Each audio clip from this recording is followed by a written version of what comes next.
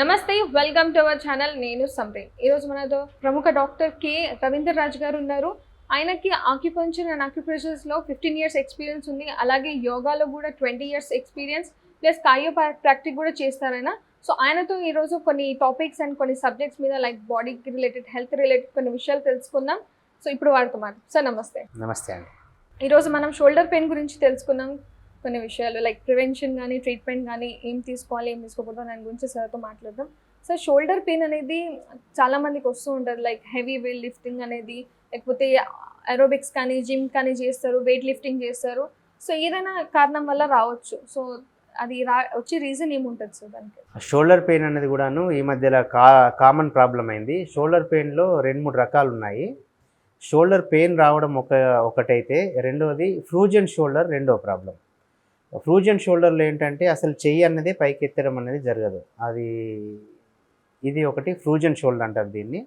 మామూలుగా అయితే shoulder pain రావడానికి ఒకటేమో కారణము అసలే మూమెంట్స్ చేయలేకపోవడం వల్ల, ఎటువంటి కదలిక లేకపోవడం వల్ల, లెథార్జీ లైఫ్ స్టైల్ వల్ల, లేదా సర్వైకల్ స్పాండిలైటిస్ ఎఫెక్ట్ వల్ల కూడాను షోల్డర్ పెయిన్ వచ్చేటటువంటి అవకాశం ఉంటుంది. ఎవరికైతే నెక్ పెయిన్ ఉంటుందో నెక్ నుంచి వచ్చేటటువంటి నర్వ్సే షోల్డర్లోకి కనెక్ట్ అవ్వడం జరుగుతుంది. కాబట్టి షోల్డర్ పెయిన్ అని చెప్పేసి మన దగ్గరికి వచ్చిన వాళ్ళు, లేదా షోల్డర్ పెయిన్ ఉన్నటువంటి పేషెంట్స్ ఒకసారి చెక్ చేసుకోండి, మీకు నెక్ ఇష్యూ కూడా ఏమైనా ఉందా. నెక్లో కూడా ఏదైనా ప్రాబ్లం ఉన్నప్పుడు దాని యొక్క ఎఫెక్టు షోల్డర్ మీద కూడా పడుతుంది. కాబట్టి నెక్ యొక్క సంబంధించినటువంటి మనం ఒక ఎపిసోడ్ లోపల చేయడం జరిగింది. ఆ ట్రీట్మెంట్తో పాటు ఈ షోల్డర్ ట్రీట్మెంట్ కూడా దాంతోపాటు యాడ్ చేసుకున్నట్టయితే వెంటనే షోల్డర్ పెయిన్ తగ్గడం జరుగుతుంది. సో షోల్డర్ పెయిన్ రావడానికి ఇంకొక కారణం ఏంటంటే హెవీ వెయిట్ లిఫ్ట్ చేయడం. జిమ్స్ లోపల చాలామంది జిమ్కి వెళ్ళినా కానీ ఎరోబిక్స్ లాంటి ఎక్సర్సైజ్ చేస్తున్నప్పుడు వాళ్ళు హెవీ వెయిట్స్ లిఫ్ట్ చేస్తుంటారు. సరైనటువంటి విధంగా లిఫ్ట్ యొక్క పోస్చర్ సరిగా లేకపోవడం, లిఫ్ట్ చేయడం వల్ల కూడాను షోల్డర్లో పెయిన్ రావడం అనేది జరుగుతుంది. సో ఇట్లాంటప్పుడు ఆ పెయిన్స్ తగ్గడానికి మనం ఏ విధంగా చేయొచ్చు? ఒకటేమో షోల్డర్ లోపల మనకు లిగ్మెంట్స్ కానీ టెండాన్స్ కానీ టేర్ అయినట్టయితే ఖచ్చితంగా రెస్ట్ తీసుకోవాల్సిందే. టేర్ అయి కంప్లీట్గా అది డివియేట్ అయిపోయి ఉంటే, కంప్లీట్గా తెగిపోయి ఉంటే దానికి రెస్ట్ ఇచ్చి తర్వాత సర్జరీకి వెళ్ళడమే దీని యొక్క మార్గము.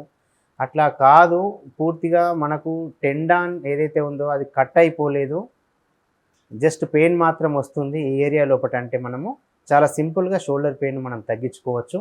ముందు ఏం చేయాలంటే నెక్ సంబంధించినటువంటి పాయింట్ మళ్ళొకసారి గుర్తు చేస్తాను. నేను నెక్ పాయింట్ చేసి దాని తర్వాత షోల్డర్ సంబంధించినటువంటి పాయింట్స్ చూపిస్తాను. ఈ పాయింట్స్ ప్రెషర్ చేసుకోవడం ద్వారా షోల్డర్ పెయిన్ కంప్లీట్గా మనకు తగ్గిపోతుంది. విత్ ఇన్ 1 సిట్టింగ్ లోపలనే మీరు చూడొచ్చు. చాలా రోజుల నుంచి వెళ్ళి ఉన్నట్టయితే గిట కొంచెం ఎక్కువ రోజులు దీనికి ట్రీట్మెంట్ చేసుకోవాల్సిన అవసరం ఉంటుంది. ఫస్ట్ స్టెప్లో ఏం చేయాలి, నేను చెప్పినట్టుగా ముందు neck right side shoulder pain ఉంటే మనం ఏం చేయాలి, ఫస్ట్ ఏం చేయాలి, రైట్ షోల్డర్ పెయిన్ అంటే మనం ఫస్ట్ రైట్ సైడ్ ఉన్నటువంటి నెక్ ట్రీట్మెంట్ మనం ఫస్ట్ చేయాలి. సో ఈ ఏరియాను ఫస్ట్ మనము ప్రెషర్ చేసుకోవాలి. ప్రెషర్ చేసుకోవడానికి నేను ముందే చెప్పాను, చెయ్యితోని ప్రెషర్ చేయడము. చెయ్యితో ప్రెషర్ చేస్తుంటే కొన్ని పాయింట్లు సెన్సిటివ్గా ఉంటాయి. ఆ పాయింట్ పెయిన్ వచ్చిందంటే దాన్ని ఎక్కువసేపు ప్రెషర్ చేయడం ద్వారా, లేదా రెండో పద్ధతి ఏంటంటే మన దగ్గర ఉన్నటువంటి ప్రోబ్ ద్వారా కానీ లేదా పెన్ను ద్వారా కానీ ఆ ప్రెషర్ పాయింట్ మనం చేస్తుంటే ఒక పాయింట్ లోపల ఎక్కువగా పెయిన్ వస్తుంది. ఆ పాయింట్ ప్రెస్ చేయడం, ఇక్కడ నుంచి వెళ్ళి ప్రెషర్ చేసుకుంటూ ఇక్కడ నుంచి ఇక్కడి వరకు రండి. సో ఈ కర్వ్ ఏదైతే ఉందో, అర్ధచంద్రాకారం ఏదైతే ఉందో, ఈ అర్ధచంద్రాకారం మధ్యలో మనకు షోల్డర్ సంబంధించినటువంటి ప్రాబ్లం ఉంటుంది. రైట్ సైడ్ అయితేనేమో రైట్ హ్యాండ్ తీసుకోండి, లెఫ్ట్ సైడ్ మనకు neck pain, left side shoulder pain ఉంటే లెఫ్ట్ హ్యాండ్ తీసుకోండి. లెఫ్ట్ సైడ్ అయితేనేమో ఈ విధంగా ఇక్కడ ప్రెషర్ చేస్తాము, ప్రెషర్ చేస్తూ ఇక్కడ వరకు వస్తాము. దాని తర్వాత ఇంకా కిందికి వస్తాము. ఇది చాలా ఇంపార్టెంట్ ప్లేస్. ఇది ఇక్కడ ఎక్కువగా షోల్డర్ పెయిన్ హీల్ అయ్యేటటువంటి ప్లేస్ ఇది. చూడండి ఒకసారి, ఈ ప్లేస్ లోపల ప్రెషర్ చేయండి. ప్రెషర్ చేస్తుంటే ఎక్కడైతే పెయిన్ వస్తుందో జస్ట్ ఆ ప్రెషర్ పాయింట్ మనకు దొరుకుతుంది. దాంట్లో మనము ఒక 30 నుంచి 50 సార్లు దీన్ని ప్రెషర్ చేయండి. దాని తర్వాత మీరు జస్ట్ మెంతులు ఈ విధంగా ప్లాస్టర్కి అతికించండి.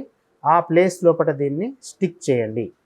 ఇది షోల్డర్ పెయిన్ ప్లేస్. ఇది ఈ ప్లేస్ లోపల మీరు ప్రెషర్ చేసినట్టయితే ఈ జాయింట్ ఏదైతే ఉందో, ఈ వేలు ఎక్కడైతే మీకు అటాచ్ అయిందో చెయ్యికి, ఈ జాయింట్ అంతా కూడాను మీ యొక్క షోల్డర్ని రిప్రజెంట్ చేస్తుంది. సో ఈ ప్లేస్ అంతా కూడాను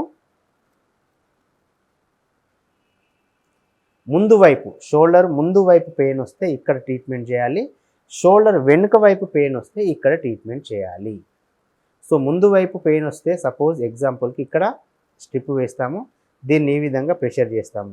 లేదు ముందు వైపు పెయిన్ లేదు, ఈ పైన వైపు లేదా వెనుక వైపు పెయిన్ ఉందంటే సింపుల్గా దీన్ని ఇటువైపు అతికిస్తాము దీన్ని. సో ఈ విధంగా మెంతులు ప్లాస్టర్కి అతికించి ప్రెషర్ చేయడం ద్వారా మనం ట్రీట్మెంట్ చేయొచ్చు. ఆక్యుపంక్చర్ ఒకవేళ చేయాలనుకుంటే మా క్లినిక్ రండి. మీరు సొంతగా ఆక్యుపంక్చర్ చేసుకోలేరు. షోల్డర్ పెయిన్ ముఖ్యంగా ఫ్రోజన్ షోల్డర్ అన్నది అంత తొందరగా తగ్గదు. ఆక్యుపంక్చర్ చేస్తే చాలా ఫాస్ట్గా మీకు రిలీఫ్ వస్తుంది. కాబట్టి ఆక్యుపంక్చర్ గురించి మీరు మా క్లినిక్ సందర్శించండి. Garuda acupressure centre, Suchitra, Hyderabad. So ఇప్పుడు యాక్సిడెంట్ అయిన వాళ్ళకి కూడా పెయిన్ ఉంటుంది సో షోల్డర్లో కానీ నెక్లో కానీ, సో వాళ్ళకి మీ క్లినిక్లో ట్రీట్మెంట్ ఉంటుందా? యాక్సిడెంట్ అయిన తర్వాత షోల్డర్ పెయిన్ వస్తే కూడా మేము ట్రీట్మెంట్ చేస్తాము. కానీ దీంట్లో యాక్సిడెంట్ అయిపోయిన తర్వాత ఇక్కడ లెగ్మెంట్ టేర్ అయిపోతే, కంప్లీట్గా కట్ అయిపోతే అప్పుడు మేము ట్రీట్మెంట్ చేయము. ఖచ్చితంగా అది సర్జరీకి వెళ్ళాల్సి ఉంటుంది. అది కట్ కాలేదు, లెగ్మెంటు తర్వాత టెండాన్స్ కట్ అయిపోలేదు, కేవలం రప్చర్ అయింది లేదా అక్కడ బలంగా దెబ్బ తాకడం ద్వారా పెయిన్ వస్తుంది అంటే ఇట్లాంటి యొక్క యాక్సిడెంట్ కేసులో కూడా ఆక్యుపంక్చర్లో చాలా ఫాస్ట్గా రిలీఫ్ రావడం జరుగుతుంది. సో సార్ ఇప్పుడు ఆక్యుపంక్చర్ కాకుండా మళ్ళీ ఏ విధానంలో మళ్ళీ దీన్ని ట్రీట్మెంట్ చేయొచ్చు? సో ఎన్ని డేస్ పడుతుంది ఈ ట్రీట్మెంట్లో? ఆక్యుపంక్చర్లో మన షోల్డర్ పెయిన్ తగ్గించుకోవచ్చు. దాంతోపాటు కొన్ని ఎక్సర్సైజెస్ ఉంటాయి షోల్డర్ సంబంధించినవి. అయితే షోల్డర్ పెయిన్ రాక ముందు నుంచెల్లే షోల్డర్స్ మనకు పెయిన్ రావడానికి కారణం ఏంటంటే ఈ ఏరియాలోకి బ్లడ్ సర్క్యులేషన్ తగ్గడం.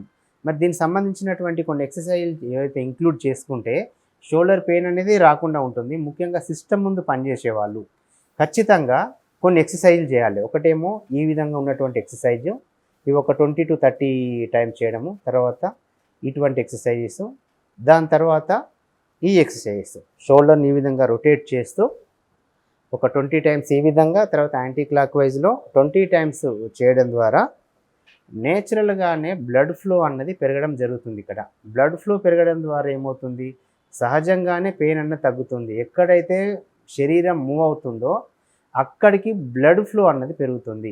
మీరు కదలకుండా ఎక్కువ గంటలు కూర్చొని ఉండడం వల్ల ఆ యొక్క ఏరియా లోపల కొన్ని ప్లేస్లోకి కంప్లీట్గా బ్లడ్ వెళ్ళడమే తగ్గిపోతుంది. దాని ద్వారా అక్కడ వెళ్ళాల్సినటువంటి ఫ్లూయిడ్స్, నరిష్మెంట్ అంతా కూడా తగ్గిపోవడం ద్వారా జాయింట్స్ అన్నీ కూడా ఫ్రూజన్ కావడం జరుగుతుంది. కాబట్టి ఖచ్చితంగా రోజుకు ఒక హాఫ్ అన్ అవర్ 1 అవర్ కొంత సమయం తీసుకొని శరీరాన్ని పూర్తిగా కదిలేటటువంటి యోగా కానీ, సూర్య నమస్కారాలు లాంటివి కానీ, సూక్ష్మ వ్యాయామాలు అంటే మన శరీరంలో ఒక్కొక్క జాయింట్ కదలడానికి సూక్ష్మ వ్యాయామాలు ఉంటాయి. ఇంతకుముందు నేను చెప్పినట్టుగా ఇట్లాంటివి ఇవన్నీ చేసుకోవడం ద్వారా ఏమవుతుందంటే శరీరంలో అన్ని ప్రాంతాలకి బ్లడ్ సర్క్యులేషన్ బాగా జరుగుతుంది, లిక్విడ్స్ బాగా ఫ్లో అవుతాయి. దాని ద్వారా ఆరోగ్యంగా శరీరంలో ఉన్నటువంటి ప్రతి ప్రదేశం కూడాను ఆరోగ్యంగా ఉంటుంది. దీంతోపాటు మనం కైరోప్రాక్టిక్ లోపల కూడాను